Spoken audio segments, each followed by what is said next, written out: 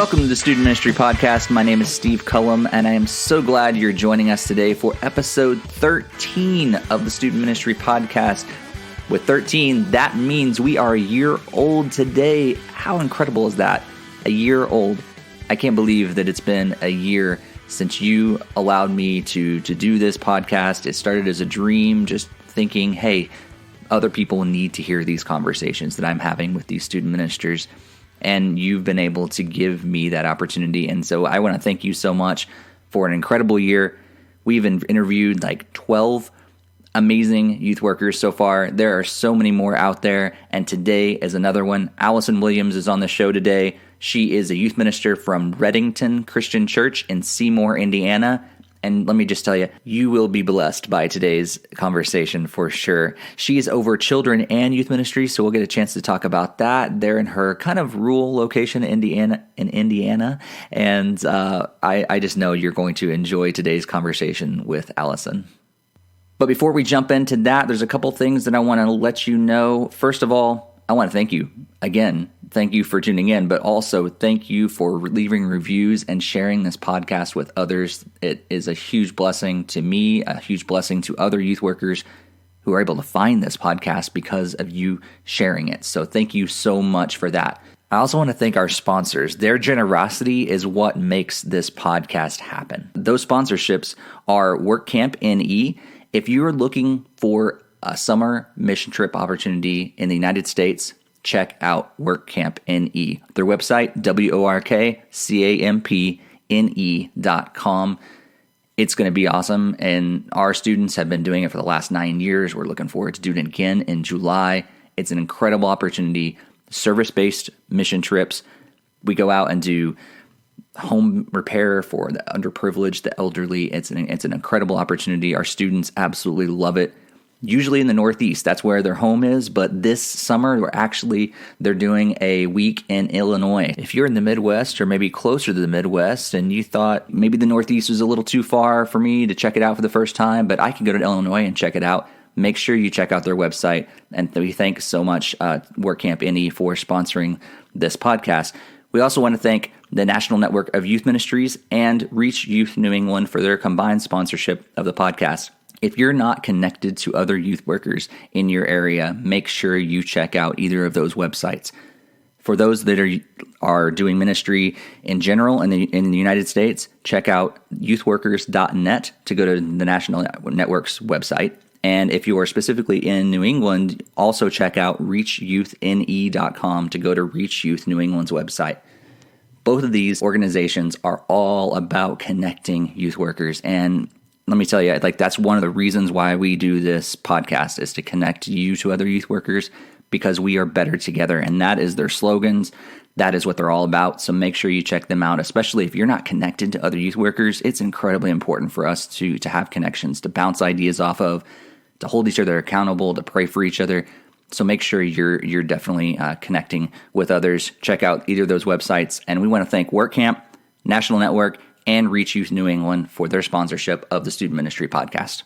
And with all that being said, we're going to jump right into that conversation with Allison Williams today. Again, Allison is the youth minister at Reddington Christian Church in Seymour, Indiana. And yeah, you're going to be blessed by today's conversation. All right, thanks so much for joining us today, Allison. Hey, good to be here. So I have heard a little bit about you. We met back in September of last year at DYM 100. Just a little plug. If you don't know anything about that, make sure you look up Download Youth Ministry and sign up as soon as you can for DYM 100. It was awesome. Wouldn't you say so? It was incredible. It probably was the most impactful conference experience I've ever been to. Yeah. And if you're going to go on the website, you should look up Steve and I's anything we've put on the website and buy all of it. That's what you should do. I haven't put anything on there yet. I'm currently working on my first submission right now. By the time this is out, Steve's going to have something on Download Youth Ministry that you should buy. As long as Josh gets it up quick. Yes. Truth. So Allison, one of the things that I try to do in this podcast is try to get different people that are just in the trenches doing youth ministry that maybe the vast majority of ministry workers have never heard of before, but you're still doing awesome work and everything. And so actually, you came recommended by one of the other guys that we had on the podcast before, and so assuming that most of our listeners have not heard your name yet. I say yet because maybe one of these days you're going to be the big name. Or arrested. Or arrested. Or arrested. You never know. Well, I guess so. Yeah. But for now, let's tell us a little about your story and how you got to where you are now. What's God been doing in your life? My story, like Cliff Notes on me, would be when I was in high school, I was kind of that kid that was a part of every club, every organization. I had really good grades. I was athletic. You kind of wanted to knife me. I was that girl. And I had a lot of interest and a lot of past. And it's funny now, it's kind of like the biblical stories that you look at and you can go backwards, like in Moses' life or David's life, and go, God was totally preparing them for what was ahead of them. And I look back at high school, and when I was at that crossroads of what am I going to do with my life, the three areas that I was leaning towards, now I'm like, oh, those totally play into youth ministry. But at the time I was like, I have no idea what's going on in my life. And so when I was a senior, I applied for the journalism program at University of North Carolina, Chapel Hill. I applied for the culinary program at Johnson & Wales, which is a prestigious culinary program. And I applied at the University of Tennessee to their interior design program. And I had no idea which one I was going to pick. Like, I was picking my colleges based on my major. And then I was like, crud, what major do I want? And so I had no idea. So I went to camp that summer as a counselor for my youth minister. And when I was at camp, I really felt like this calling on my life that I was supposed to work with kids. And now I look at it and go, it was like a call into youth ministry. Well, at the time I didn't think that, because I was raised in the South, and I was raised by very traditional parents in a very conservative, non-denominational church. Before that, we were Church of Christ, which is even more conservative, and which conservative is not bad. It's just where I came from. Yep. And so girls weren't ministers. So I couldn't have been being called into ministry because that was not possible. So I was like, well, maybe I'm supposed to be a teacher. And so I did kind of, I went to a Bible college and started taking teaching classes. But at the same time, I started taking interior design classes at the University of Tennessee. So I was doing both. And it's funny now because I look at it and go, oh, a youth minister, how often do you do building projects and have to look at blueprints and have to pick paint colors? And so our youth rooms are really fun. But because we have interior design, and then like cooking, man, I think the best way to reach kids is either through food or driving, because you can be busy and still have conversation. Yep. And so it's really funny because a lot of kids are in this fast food culture now where parents work 4 jobs to buy the car that's appropriate for the lifestyle that they want to maintain. And so I have a couple of kids that have fast food budgets where their parents give them allowance every week and then give them like $50 to eat off of. And so the fact that like, here's chicken that did not come out of a deep fryer. Like, that's a big ministry for me. It's like feeding kids that are not less fortunate. Like, they're just kind of emotionally neglected a little bit. So food's a big part of our culture.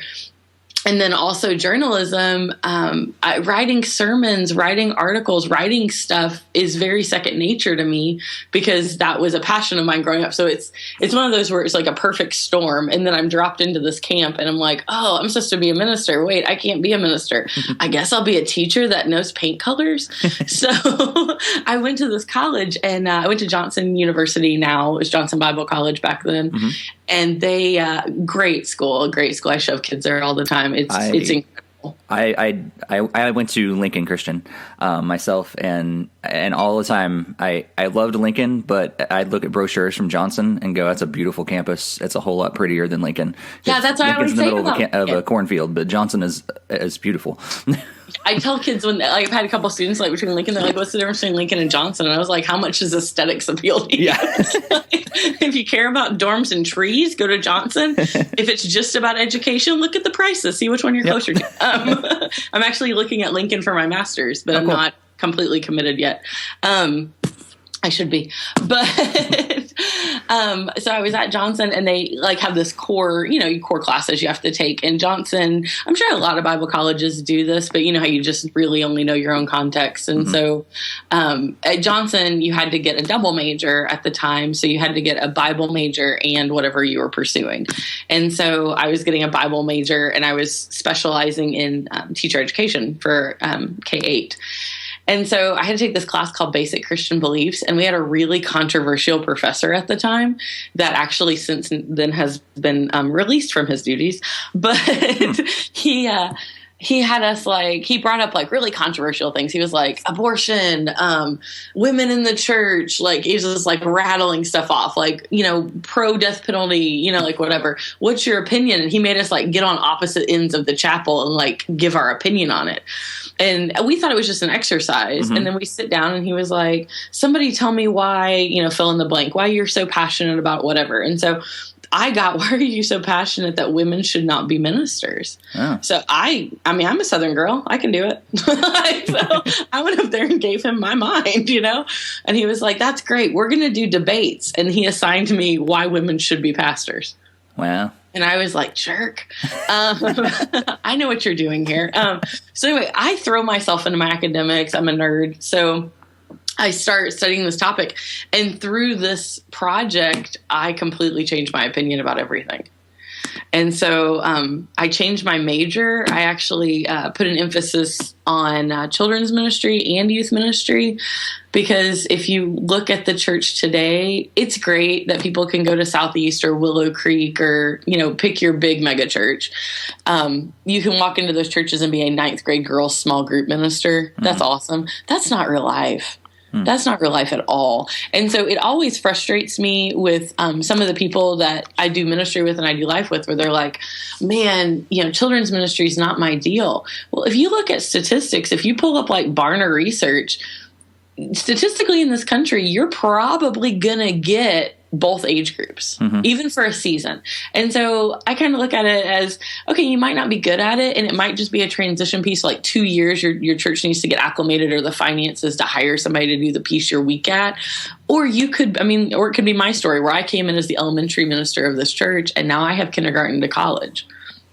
That's really preschool to college.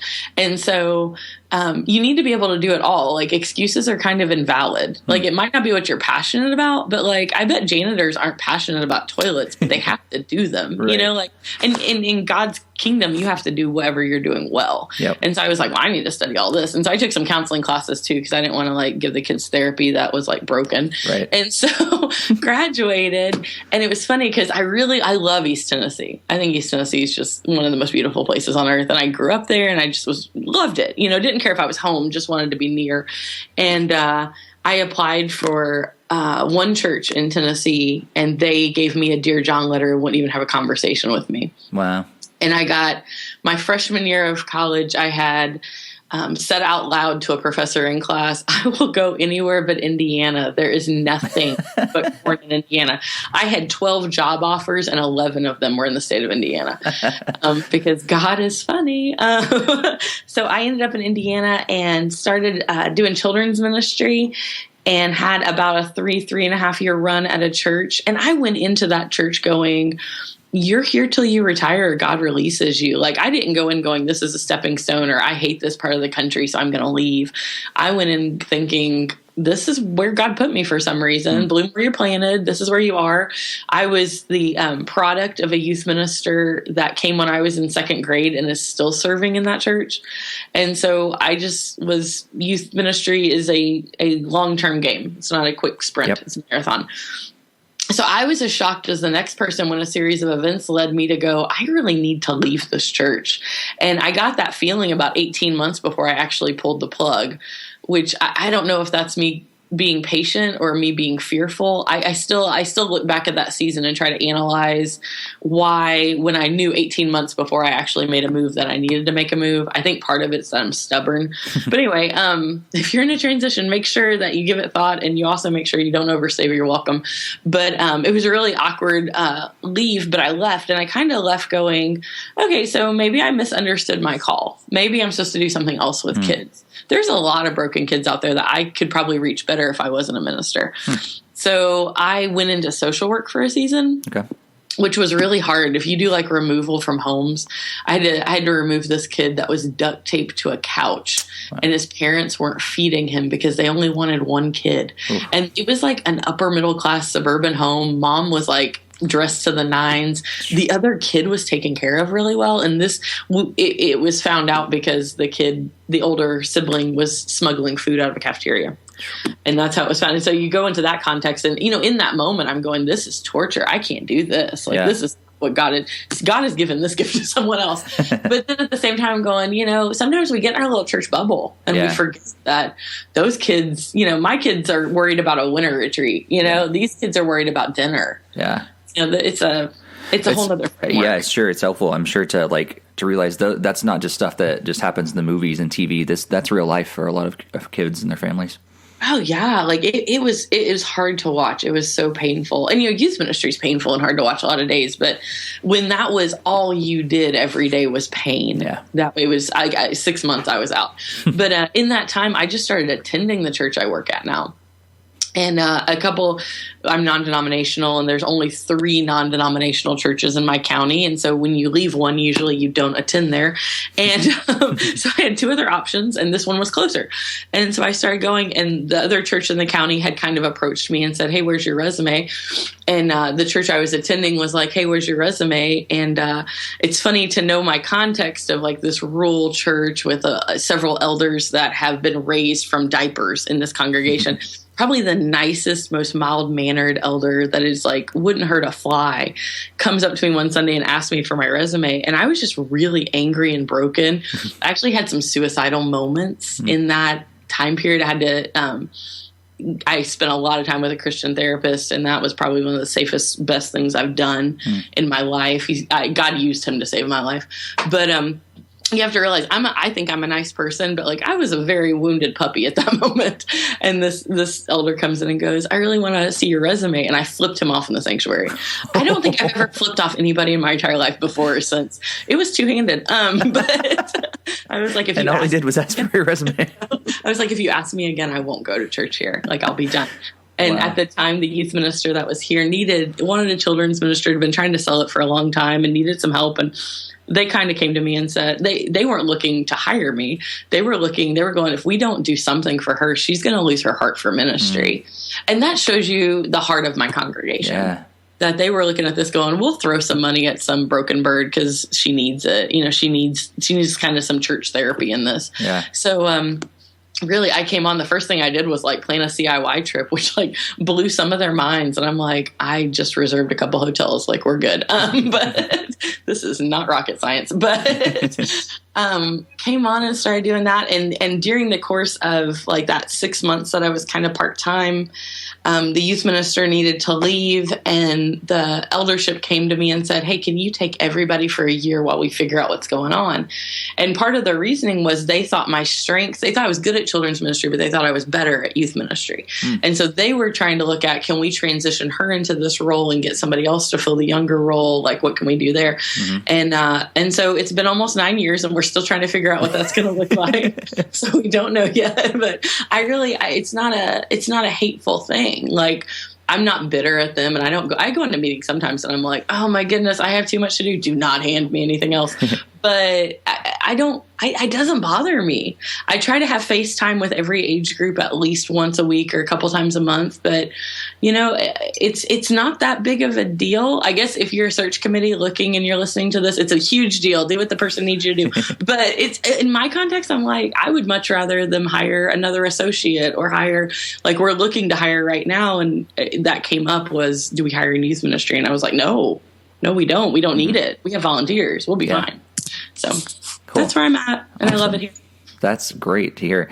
So you talked a little bit about, how you oversee everything. So we're going to transition, and the next question really talks about like, what's your current ministry look like? So kind of keep going down that direction and see, I'd love to know how you do balance the children's ministry and the youth ministry and what everything looks like there for you in your context. Yeah. I break it down into 6 age groups.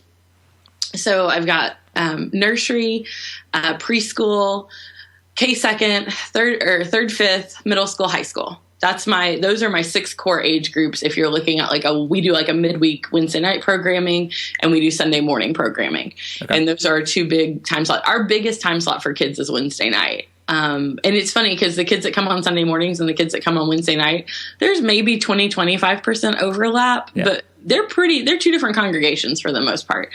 And so really it's finding those volunteers that can serve where they're awesome. And I'm a nerd about books and research and studying, and change is hard, but change is not super scary for me. So it's like if somebody goes somewhere for 6 months and I'm like, yeah, you're not good at that, let's move you here, and when you've been somewhere for a long time, you have the relational quarters in your pocket to go, hey, you're great at this, but I think you're miserable. So can we put you somewhere that I think you'd be happier?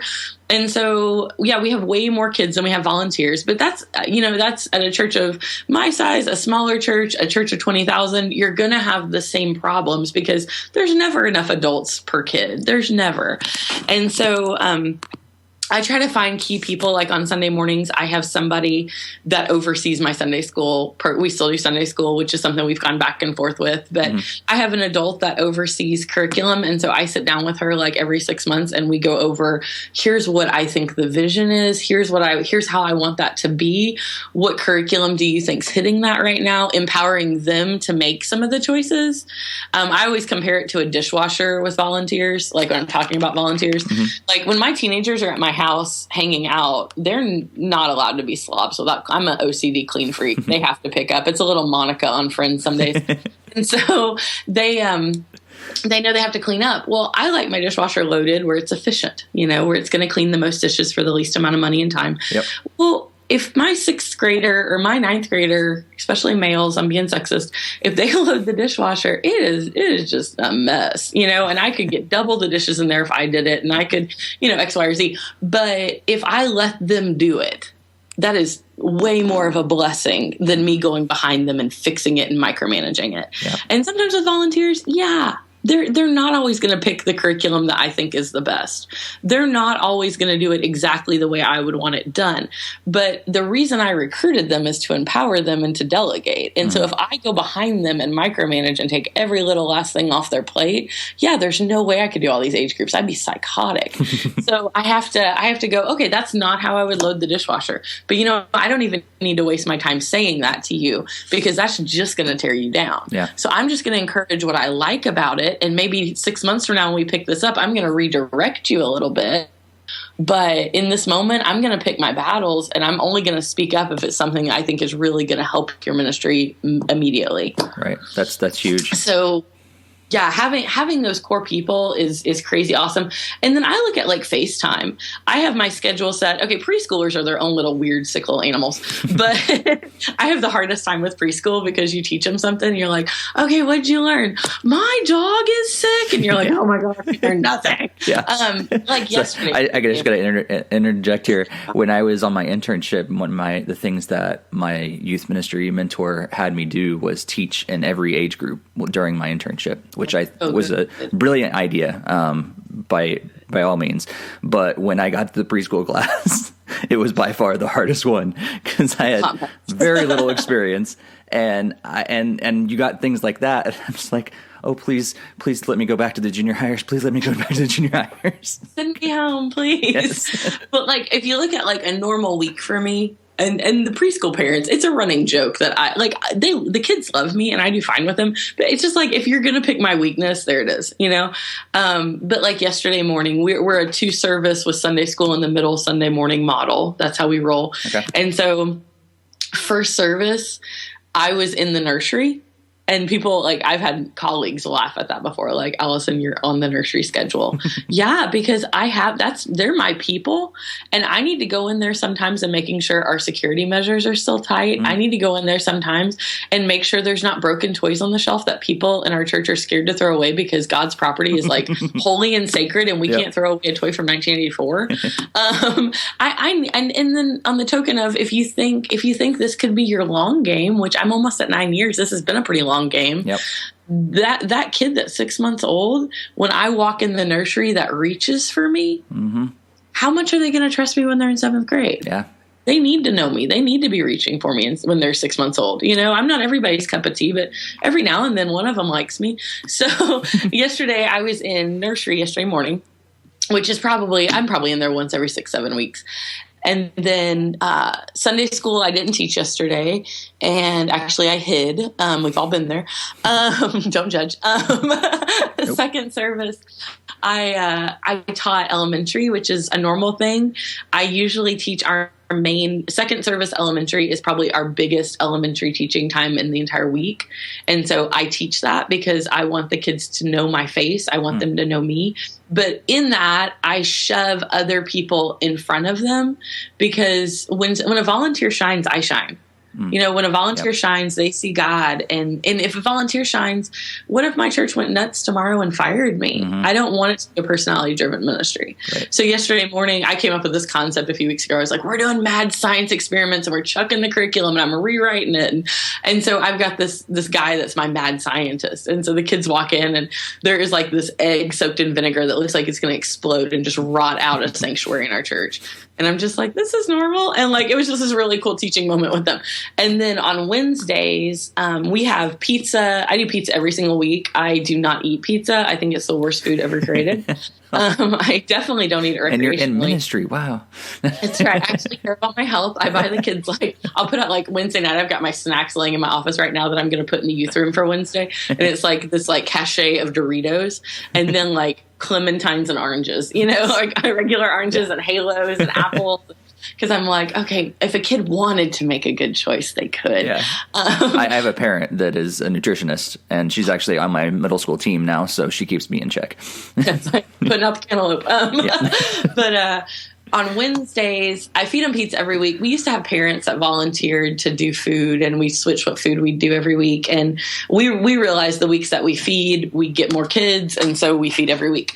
And but some kids were hitting the hot dog area every single week because they didn't want to eat chicken and dumplings, or they didn't like tacos because they're not American, and they were hitting it. And we're spending a ton of money on food kids aren't eating. And then kids were running through Taco Bell on their way in because they didn't know what it was going to be that night, and that kind of defeats it because even though there's a little donation bucket, I always tell the kids that's for grown-ups. If grown-ups want to give, they can give. You guys don't even dare put money in that because we want you here, and I never want a kid to have some moral hang up because their family's poor right now or something, so are going through a hard time. So we do pizza every single week because it's consistent for the kids, and so every week about 4:00 I run through Subway and get a chopped salad. But so we do pizza from 5:30 to 6:30, and then probably right after I came, probably a year into my ministry here, the ministry exploded, and that's not me, that's God. But we went from 3 high schoolers to about 40 within a matter of about 9 months. Wow. And that was, it's awesome. That's the kind of story you love hearing at conference. It exploded. But from a schematic side, it was painful. What do you do? We got to find some Bibles. Do you know, and my elders at the time, this is a new thought. So they're like, what are we going to do? We don't have room for these kids. And our building, the oldest part of our building was built in 1833. So this is not this newfangled open concept. We don't have garage doors all over our building where we can make spaces bigger. It's oh, good. This Sunday school class was built in the 50s for 5 kids to attend. We actually have one Sunday school class in our church that sits empty because there's literally nothing I can do with it. So there was we had 4 parsonages at one point, which is stupid because we don't even like parsonages. So they sold them all off. And then there was this one that we had, and it was just beyond disrepair. They wanted to put an intern in at one time, and I was like, we need to tear this trash down. So it's putting them in danger to make them live there. We want them to go to a church one day. We want them to leave and flourish and not have black mold in their system. So I care about my interns. So we went and took it down. Well, it had a detached pole barn type garage next to it that had one garage door but had a couple more bays in it. And I asked them for it. I was like, can I have the garage? And they're like, what are you going to do with it? And I was like, that's going to be our new middle school and high school space. And they're like the guys are like, I always joke that if I lit the building on fire, they would come in the parking lot and watch it burn and look at me and go, she had a reason. Like there's kind of an unheard of trust that the ministers on staff have with our leadership, which I wouldn't trade for $1 million. Like it's insane. So I look at these guys and say, here's what we're going to do. We need to put some insulation in this thing. We need to seal the door down. We need to put some plywood up and paint it. And they're like, okay. So they do this. And I'm like, crap, we need furniture. We need furniture. I took $400 to IKEA. I was like, how many chairs can I buy for $400 at IKEA? And so like, we're just slapping stuff. The guy I was dating at the time, he was like, we get back from IKEA and he was like, how many of these am I going to build? And I was like, how many did we buy? And he was like, so all of them. So yeah, it's a dating youth minister fun adventure. But so we put all that, and it was kind of, the guys thought it would fail. It was like, okay, we're going to support her dream and catch her when she screws up. Right. It didn't. It worked. The kids are obsessed with the space. We still meet in the space. That's awesome. And from the outside, it looks like this little ratty garage. And you go inside and you're like, this thing keeps going. But then finally I was like, this is like 3 or 4 months in. I'm like, guys, it's going to start getting cold. We live in the Midwest. Can we have a thermostat? And they gave me one. They gave me HVAC, which was important. Uh-huh. And then I was like, can I have a bathroom? So like, it's like, seriously, it looks like something out of like a sci-fi novel. Like just adding on to this building that wasn't even built for this. And we were talking about building onto the church eventually, and that's part of the land that we would need to build on. And the kids are so freaked out that they're going to lose their garage one day. Wow. Then I'm like, this is so funny. It's like that really dilapidated bear that the 5-year-old is carrying around. They're like, we love this. But so on Wednesdays, I meet with the middle school and high school over there. Well, then it grew and it grew and it grew. And then it was too much for them all to meet at the same time. So we do 6:30 middle school, and then we do 7:30 high school. So then at 10, I actually mentally shut down and stopped speaking for about 12 hours. Because I'm like, back-to-back services plus dinner plus, and at the same time, I've got a walkie-talkie on my hip because I've got 4 age groups in the other building that are going and that are my responsibility. Mm-hmm. And so, if a kid we had a kid go to the ER, I physically couldn't be the person to take them to the ER, but I had to know everything that was going on. Right. So that's the piece of it, is just figuring out the communication and the supervision, especially when you've got multiple buildings or you've got, just a distance, a separation of time or that kind of stuff. And like right now, my biggest struggle is during middle school youth group, my high schoolers usually do homework and eat dinner still, and right now I've got a group of freshman boys that are currently having a wrestling tournament during middle school youth group. And there's a traveling trophy, and it's really, there's an app.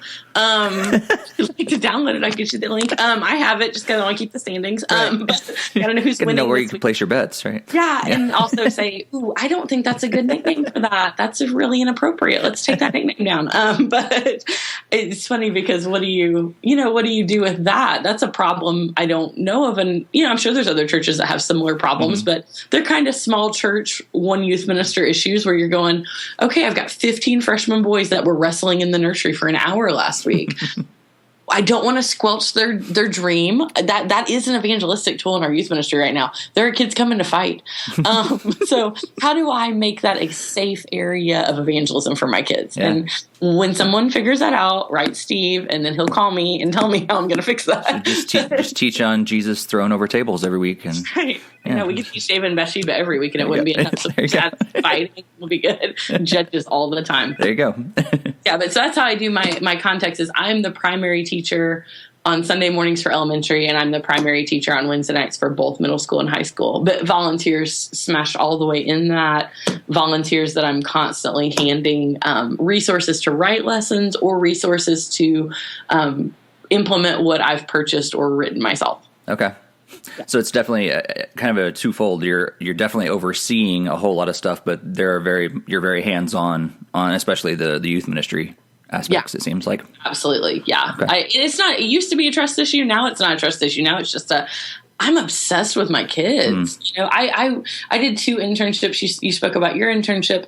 I did 2 internships in college that were awesome. And one of them was at like one of those ginormous mega churches. Mm-hmm. And in that, I learned, unless God sends me like just an email that's flashing and glaring, I have no desire to be in a mega church if it was just up to Allison, because I did not hardly spend time with children that entire year.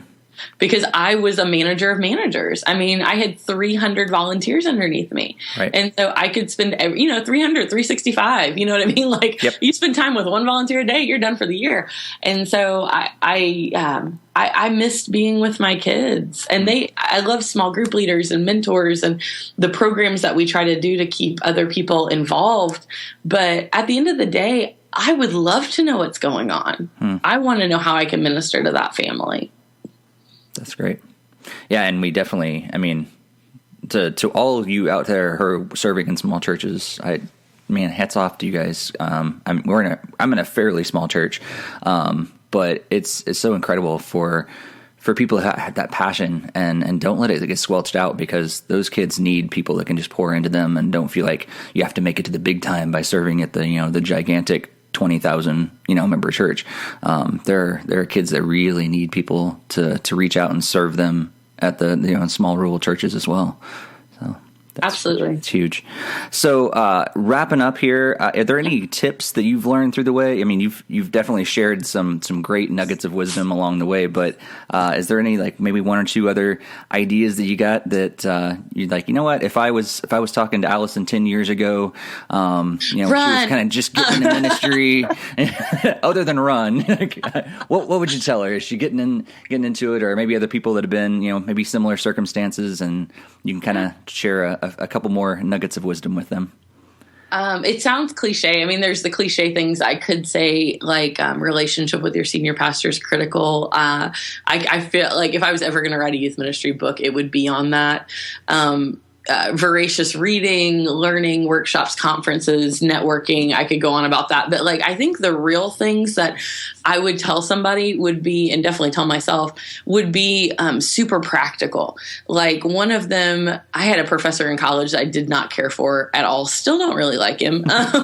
Won't name names. But he gave me a nugget of wisdom that I carry, and I pass it on to my interns. I think it's just brilliant, about writing notes to people. Encouraging people, like giving somebody a written affirmation, is so huge. And if we're going to be gender oriented, that is so powerful to hand to a male, because especially like male students, my male volunteers, my girls, man, sometimes it's a hug. Sometimes it's a, let's go get our hair done together. Women are wired differently, and some women are all about words, but men, if you can verbally affirm them, it's huge. And so I write, I look at my week. I take Fridays off and Saturdays, and so those get manipulated if we have trips and stuff, obviously. Yep. But I look at it as 2 notes a day. And so if I can write 10 notes in a week, and I know that sounds like, oh my gosh, this idiot, why is she writing so many letters? But if you look at it, like, I just stick them on the corner of my desk at the beginning of the week. If you live near a Target, I'm like a Target spot junkie. Like, they can see me coming. I usually pop in on Thursdays, and it's like, hello. But they have like 8 note cards in a pack for $1. And they change them all the time. So I'm like, it's so cheap, and your church pays for that crap anyway. So I put them at the corner of my desk, and I'm just like, even if it's a get well soon card, if it's a sympathy card, if it's, congratulations, like, it goes a long way. We're really good about going, hey, volunteer, you did awesome with this kid last night. But how about, hey, volunteer, I know you got a promotion at work last week. That's awesome. Hey, volunteer, you just had your 25th anniversary with your wife. That's incredible. I hope I have that story one day. Not just affirming them as ministry leaders, affirming them as humans. Yeah. Because in youth ministry, we're so used to affirming our kids. Look at I love my church, but look at the main context of your church. We're not worried about the warm fuzzies a 45-year-old gets in our church. We're looking at main services. We're looking at main worship experiences. There's not, unless you've got like just this crazy pastoral care specialized person, that stuff just doesn't happen in the real world. So those 10 notes can be to anyone. They can be to my students. They can be to volunteers. I do have a system that is super high tech, where I just print off a list of labels of all of my kids and kind of make sure I'm hitting everybody at least once a semester. But so if you do the math on that, even if you take out vacations and stuff, because some weeks you're high, some weeks you're low, I'm probably sending between 480 and 500 personalized letters in a year. Wow. And that's not a yay raw Allison. That's relational quarters. Yeah. One, that's investing in those people. And you don't lie. I mean, you're writing things you believe, but you're taking the time to do it. Yep. And then also it's one of those where, from my church I was at 9-10 years ago, I ran into a mom the other day, and she was showing me a passage in her Bible, and something fell out and hit the floor, and I picked it up and handed it back to her, and she was like, "Do you know what that is?" And I was like, "No." She goes, "That's a letter you wrote me a decade ago." Oh, wow. Sitting in her Bible. And that's a God moment, because in those moments I screw up stuff all the time. Like, I'm real good at it. But, those letters are one thing that, in looking back, God shined through me. His words, some of those letters, there's no way I wrote them. Like God spoke through me. So if I look at that, a lot of times youth ministers get this reputation of being very selfish or being very inward focused. We only care about the youth ministry. And those have been great strategic and pastoral care way of expressing my buy-in to people of the congregation at any point. That's awesome. Yeah, I think that's huge, because, I mean, like our last podcast was all about, I talked to, or a couple ones ago with Travis about relational ministry, and he said he gave some great tips. But I think just adding on to that, this element of just write a note, and I'm assuming these aren't like gigantic, multi-page notes. These are, maybe a paragraph or something. Yeah. Yeah, just little things. The other thing is organization is so important, and it drives me nuts when I see or hear, because I'm very networked, and so my primary network, we're like blood brothers almost, and so those guys are immune because I think everything they do is holy and right. But my extended network, sometimes I hear things that just like physically makes me cringe. And I don't know if I'm only 33. I don't know if I'm getting old in youth ministry.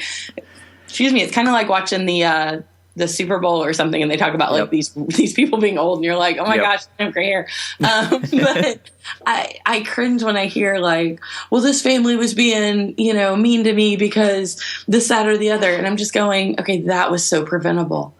If you would be a grown up, and can't say that to people. Right. I can say it to imaginary people on the audio. If you would just be a grown up, like I have, I'll plug a company that won't ever give me anything for it, but Plum Paper, their stuff's a little bit girly, and I know probably most people that listen to this are guys, but they have masculine covers you can put on things.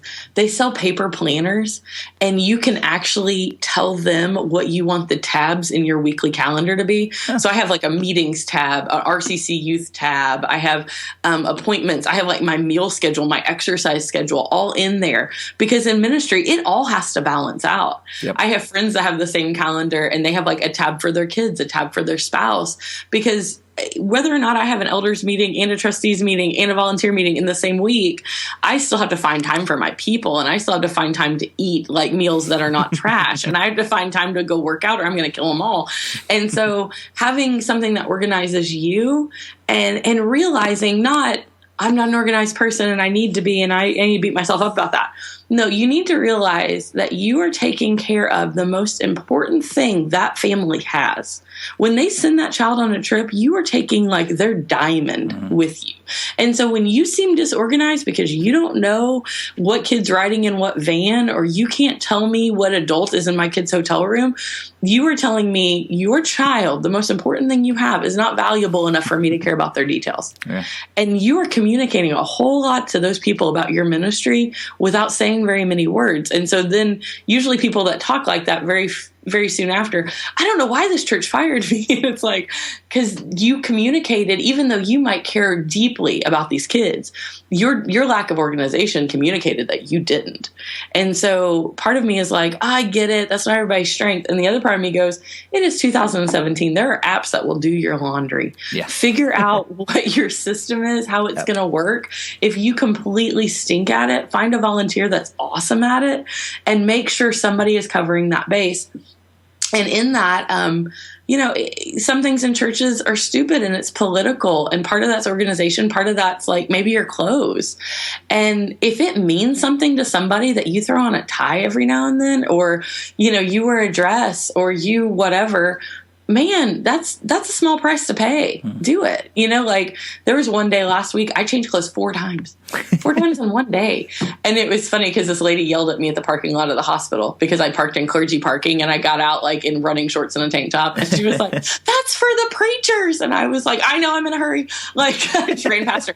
But, sometimes it's okay. That was like a tonsillectomy for like a 4th grader, and the parents aren't going to blink an eye at the fact I came from the gym. Right. But at the same time, if you're doing like a legit hospital call for like your senior minister, and it's a 70-year-old and there's a heart attack or there's terminal cancer, go home, jump in the shower for 10 minutes and go put on a blazer and be appropriate.